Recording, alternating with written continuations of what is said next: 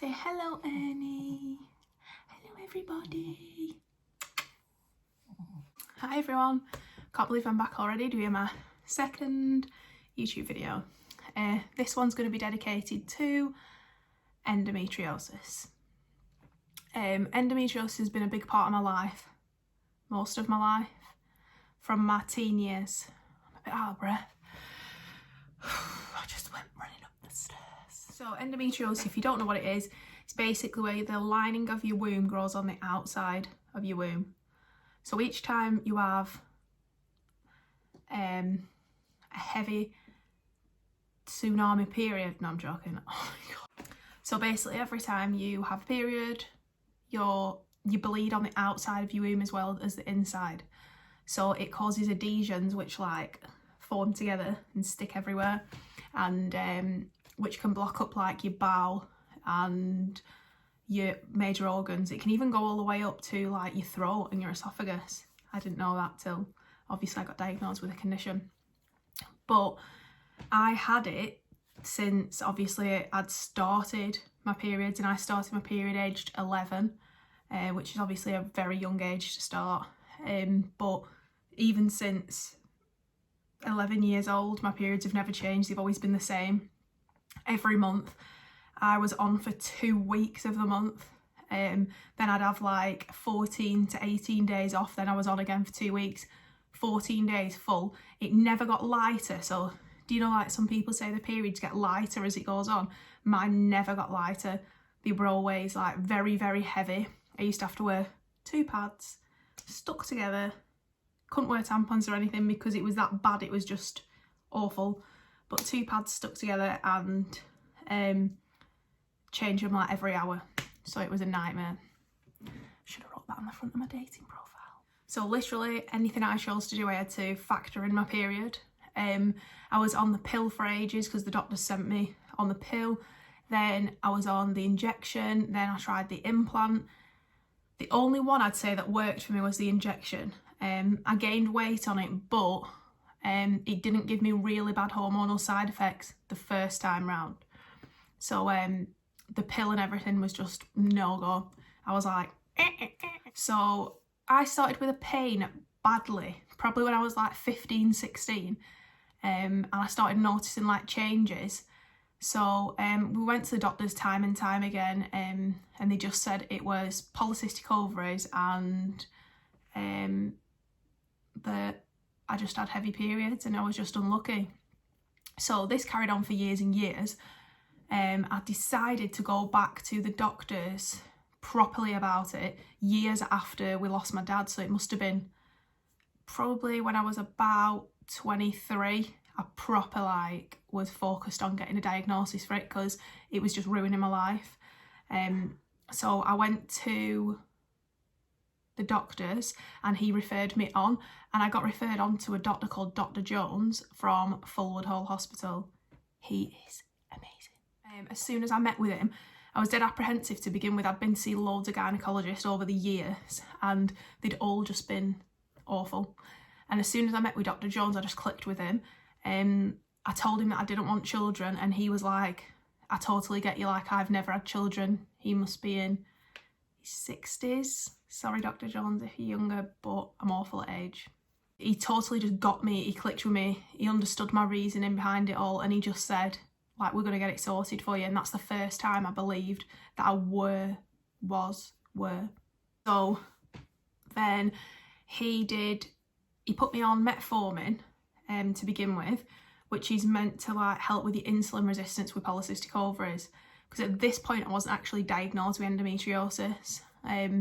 So I was on metformin. I think I was on that for about a year. Didn't really make a difference. He put me into the early menopause where you get an injection and you go in the early menopause. And the side effects that come with it, wouldn't wish it on anyone. So it was like hot sweats, feeling sick, constantly nauseous all the time. Just loads of badness that came with it. And when I researched it after, it said it can like have an effect on your bones and stuff like that really bad, because obviously someone of my age shouldn't be in the menopause, so it's artificially putting your body in it. But yeah, if I knew that before I went on it, but at the time I was desperate times and all that. So then we carried on this journey for quite a while, and then he said, I think there's something else going on because you're having pain when you have sex. It was really bad. The only way I can describe it is like, this is my vagina and this is the penis, and when it goes in, it was like it was hitting, like bruising. I can't describe it. It was horrible. And it was like when it was hitting bruising, and it literally made me feel sick. Then it got to a point where I was bleeding every time after. It was just horrendous, honestly. This condition takes over your life.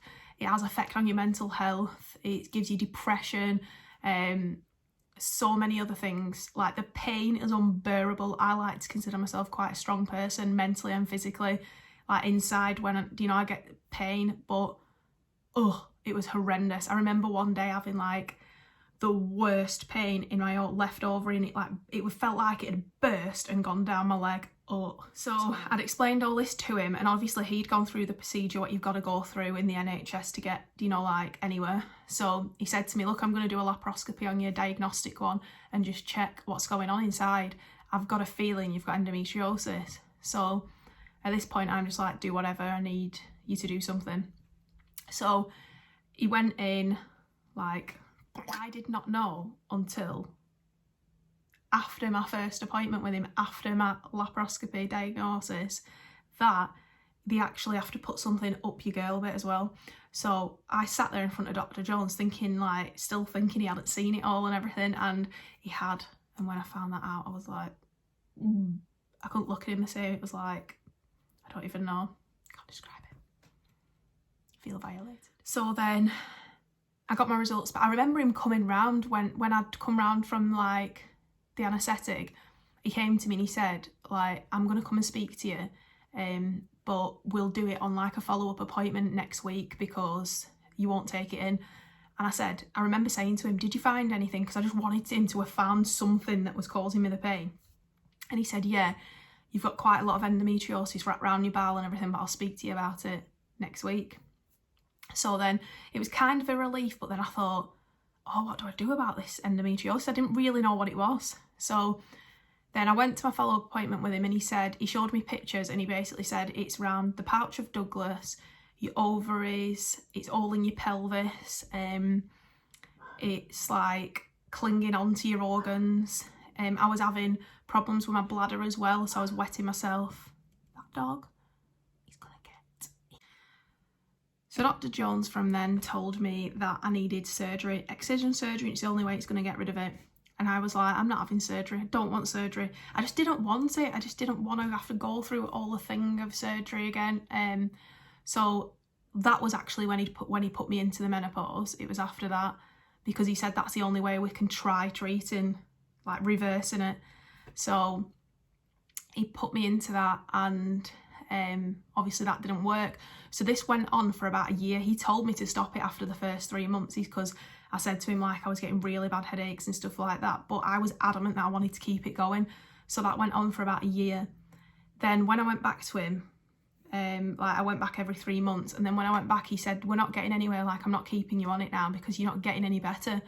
So he said, look, I know a really good surgeon and I'm going to put you through to him. I met him at one of the meetings, and that is when he mentioned Dr. Eddie Asagi to me. And he referred me to him for like an appointment to just see what was going on and what he could do. And he said, I just think these will really work well together. So I was dead excited. Then I got a phone call and it was like, you're not going to be seen for 18 months. He's got a waiting list of 18 months. So I looked online and I saw that you could see him privately at Aurora Healthcare. So I drove there and I saw him privately. I think the consultation, the initial one, was £250. And it was worth every penny. So he saw me, he did an ultrasound, he did an internal examination, and he sat me down and he basically said, you've got stage 4 endometriosis, it's wrapped around your bladder and everything. We can take it out, but you'll be on my waiting list for probably if we go on the NHS, for 18 months to 2 years.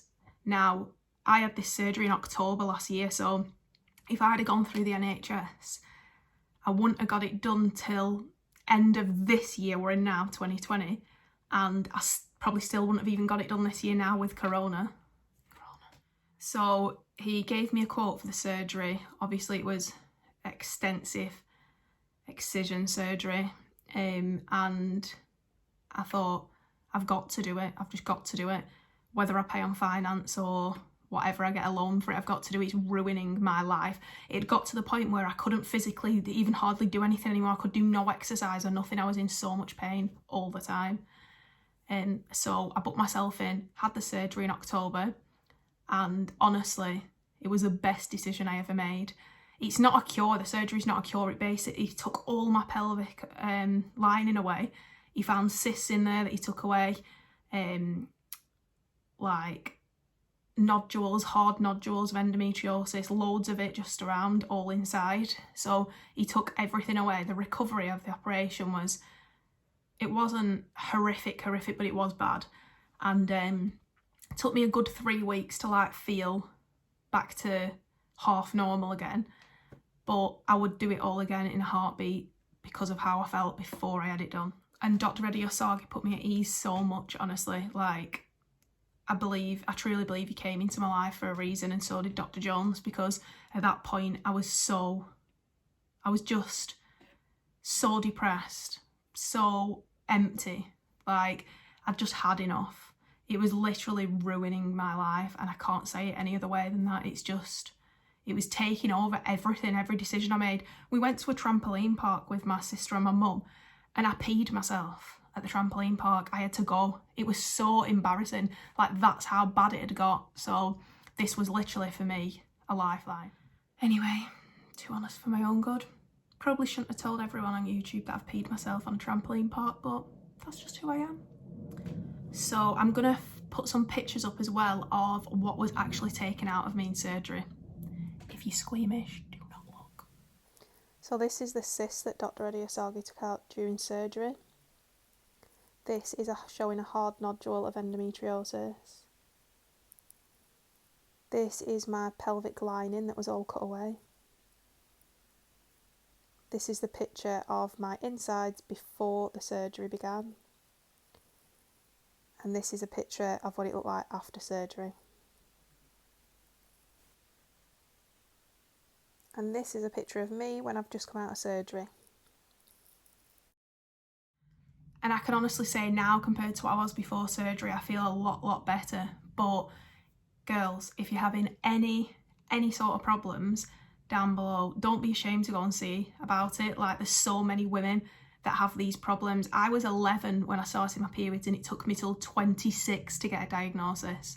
So you've got to stick with it. It takes the average person about 7 years to get diagnosed with endometriosis, and they have to go through that pain for 7 years. And once it gets wrapped around your organs and things like that, it's not a good thing to have. So stick with it, keep pestering your doctor, do not take no for an answer, get all the tests you can get and get your diagnosis. But it's not all doom and gloom. There is light at the end of the tunnel. Once you've found that surgeon, even if you do have to pay to go privately, at the end of the day you get one body and you need to look after it. So luckily for me, I don't want children, so the problems I've got, including polycystic ovaries, which I'll do another video on itself, but the problems I've got, at least I don't have the issue of wanting to have a child, because that must be absolutely heartbreaking. But then I do still have every single effect that comes with it, the mental effects, the physical effects, the embarrassment, everything. So you're not alone, and we're in this together. Make sure you get that diagnosis, because it will change your life. If you get the surgery, it will change your life. I was offered is it ablation? I always get it wrong, surgery, which is like the burning away. But that grows back in 6 months. So I thought, I'm not putting myself through a surgery for it to grow back in 6 months. So the excision surgery is basically like wiping the slate clean, literally. And then they've put me on the injection, so I'm back on the Depo-Provera injection. Going back on it was a bit, because I started getting really bad headaches and stuff. But I stuck with it, and I've had 3 or 4 injections now, I think 3, and it's evening now, I'm all right now, and obviously I've just got to watch my weight, but I've managed to lose weight on it this time because I knew more about it. So don't think that because you've tried something once you can't try it again.